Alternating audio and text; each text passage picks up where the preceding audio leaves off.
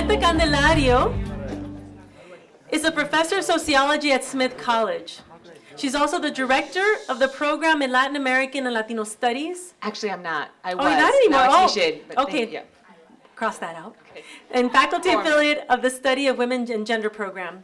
Her research interests include Dominican history and society, with a focus on national identity formation and women's history, Blackness in the Americas, Latin American, Caribbean, and Latina feminisms, Latino communities, particularly Cuban, Dominican, and Puerto Rican, U.S. beauty culture, and museum studies.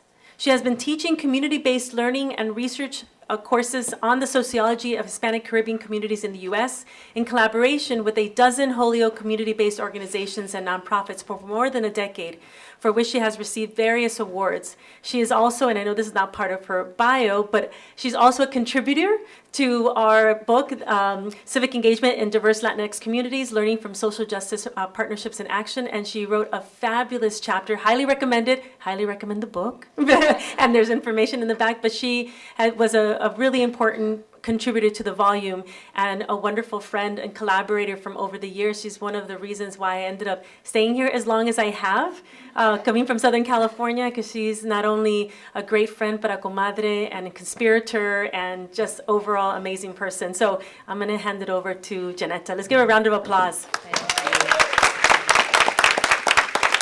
So thank you, Maddie and Joseph, for organizing today, which was really amazing.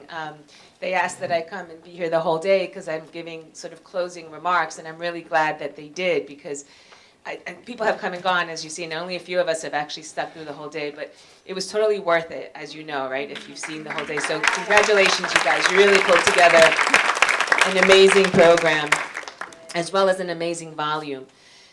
So Maddie and Joseph asked me to offer a gloss of my own and some thoughts, and I'm not going to take too much time, even though I love to talk, as some of you already know.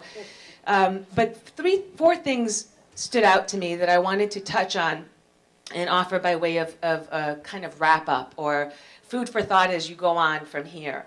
And the four things are the importance of history, of principles, of process, and of outcomes, right? That's kind of unifying themes. And I'll start with, obviously, history.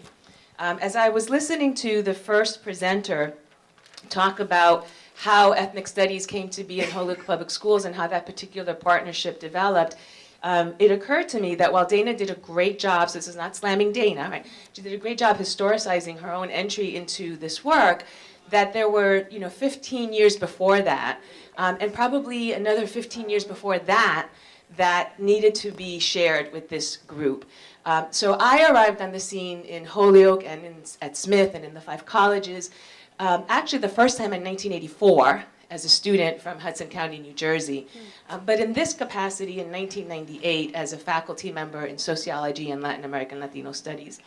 And when I came here, one of the first things I wanted to do was to do it better than it was done for me as a Latina student from Hudson County, New Jersey, a Dominican girl from a Cuban community, okay, who felt that nothing I was learning in my classrooms at Smith made any sense or any difference for my home community, right? And that guilt that I already felt about having left my mother, having left my neighborhood to come to this faraway, cold, and unwelcoming place wasn't being ameliorated because of what I was getting in my classroom. So when I came to Smith as a professor, I wanted to do it different than my professors did. And I wanted to help my students, especially my Latina, my African American, low income, first generation, urban students, understand that they weren't being selfish in coming to get a higher education and in doing things like maybe reading Plato too or learning about art, but that what they were doing was bringing something home from the party. Right? Que se podían llevar un plato a su casa, right? For the people who couldn't make it to the fiesta, right? That's a very Dominican thing. No, toma tu plato para la, right? So how did I enable or help my students preparar un plato, prepare a plate to take home, and to understand that that could be part of the project, right? That it wasn't just about filling their own bellies, which is very often what higher education feels like. That's what it was structured to be, actually, to just fill the bellies of a few elites. Right? Okay. So the very first thing I did then in that job was to seek out who were the people in Holyoke, who were the leaders who could teach me about what was happening in the community and how I could serve that project, right? And of course, the person who has to be named, may he rest in peace, is Carlos Vega. Right, he was the one, el padrino de la comunidad. So I went and I met Carlos Vega, and he did for me what he did all his life. He taught me. He taught me about Holyoke, he taught me about its history, its politics, he taught me about respectful and reciprocal community engagement, and he taught me about generosity, right? That there was a role for the 5 colleges to play, faculty and staff and students, in supporting the work that was being done in Holyoke.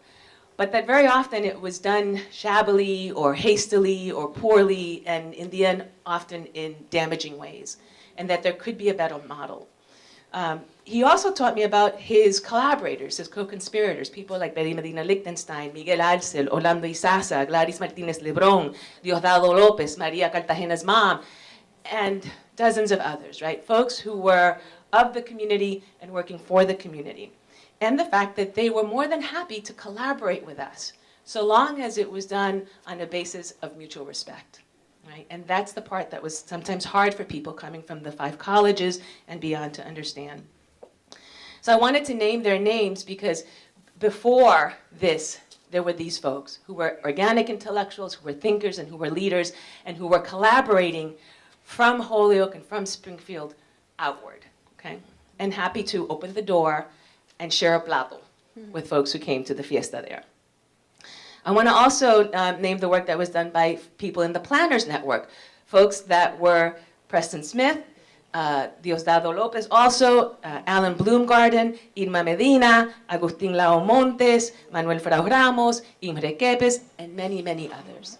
Okay, 2002, Planners Network met in Holyoke to advance this work. Out of that, the Puerto Rican Studies Seminar that Irma and Preston were key developers of, and that trained many of us who were doing this work on Puerto Rico specifically, but again, how do we engage with community-based organizations and with folks who may or may not be affiliated with those organizations? To Maria's point this morning when she was like, okay, there's the CBOs, but what about all the people who don't come to the CBO, right?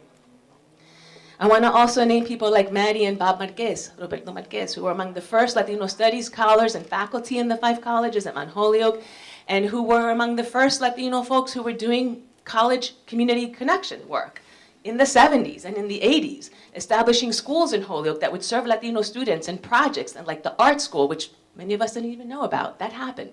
Silvia Galvan, Mexicana, who was bilingual educator, who continued to work today, by the way, in the Carlos Vega Fund for Social Justice and the Latino Scholarship Fund, right, who have found ways to not only collaborate with organizations, but to produce projects that are mindful and thoughtful and empowering for Latinos across these different spaces.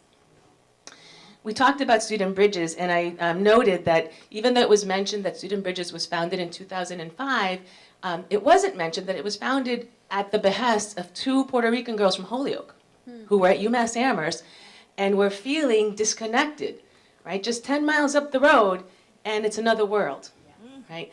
And these 2 girls, one of whom was Jose Abu's daughter from Salsarengue, okay, motivated UMass to produce a project that would help to connect, provide a real pathway between UMass and the communities around UMass, and then beyond UMass, the 5 colleges. Okay? And it was out of that structure that Holyoke Bound, which is now in its 10th year, was born. Student Bridges led that project of creating, and again, this is all in response to Carlos Vega's work, creating a one-stop shopping kind of place of orientation for all the 5 colleges, and now, thankfully, we're finally expanding beyond that to Holyoke Community College and the Springfield colleges to introduce people, orient them to how to work respectfully in Holyoke. And all of that then goes to the kinds of work that we're doing with the public school, with the ethnic studies program. So there was a long history before that, working with Carvalho, working with Paez, working with DuPont. And I'm looking at Wilma because one of the things that she and I noted is that before the ethnic studies project, between that and this, was Lea. Sergio Paez pulled together a group of what he called Latino intellectuals, who were Wilma Flores, Sonia Nieto, Jason Irizarry, who's now left and gone back to UConn, Jonathan Rosa, Vanessa Rosa's brother, who was here and is now at Stanford, and myself. And we met with Sergio for 3 years and began the work of professional development classes with his faculty that laid the groundwork for someone like Dana, who took several of our PDs and then went on to coordinate this project. Okay, Okay. Can I correct something? Yeah. He called it the scholars, remember? The And scholars. We don't like that. Yeah. And we changed it Yeah.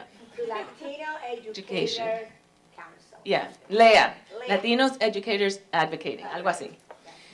So all of that is just a lot of history, but I wanted to like name the names and note that, and I'm sure there's stuff that I missed, right, that came before 1998. So I think a project for us is to begin to narrate that history and really try to flesh it out and to document it so that people know what has come before and what's coming next, right? Principles. It's pretty straightforward. Respeto, right? That's the core principle that has been articulated in every one of these panels. Respect, mutual respect. Respect for ourselves, respect for others, respect for where we're coming from and where we're going. Knowledge as power and knowledge for empowerment, and the basis in which knowledge is produced as being as significant as the results of the knowledge itself, right? Outcomes, and this is where I'm going to, I think, close. Well, process, pedagogy, right? Pedagogy of the oppressed, that's it, right? Consciousness raising, right? You work with people where they are and you valorize what they know, right? And in turn, they teach you something. Right? Okay, so closing, I want to quote the Dalai Lama. And it's in response to the class that I just ran this week where I was walking my students who are working with the group from the high school that Dana's a part of and with 5 or 6 organizations again in Holyoke. And they came to me and they said, you know, we're really nervous here because we just had this great conversation about, on the one hand, how it's important that we do these internships with the organizations, that we do these field exercises that you're asking us to do, and that we really put ourselves to work in response to the needs of community that we are learning from and about. And on the other hand, you're telling us that all of these structures produce the problems that the organizations are trying to respond to. So are we not contributing to the status quo by showing up to feed someone or house someone or clothe someone? That's the perennial problem, right? What is the relationship between service provision and revolution or transformation? And what I said to them is what I'm going to leave us with a closing thought, is that you have to feed and shelter and clothe people. That is just a basic fundamental human need. But what you are doing that for is what matters the most. Are you doing that in order to drug them to their oppression and make them complacent and dependent upon you? Or are you doing that so that you can empower them to stand up and fight their own battles? And if you think that your little grain of sand, as we say in the Dominican Republic, tu granito de arena, is not going to make a difference, remember what the Dalai Lama said. If you think you're too small to make a difference, try sleeping with a mosquito. Be a mosquito.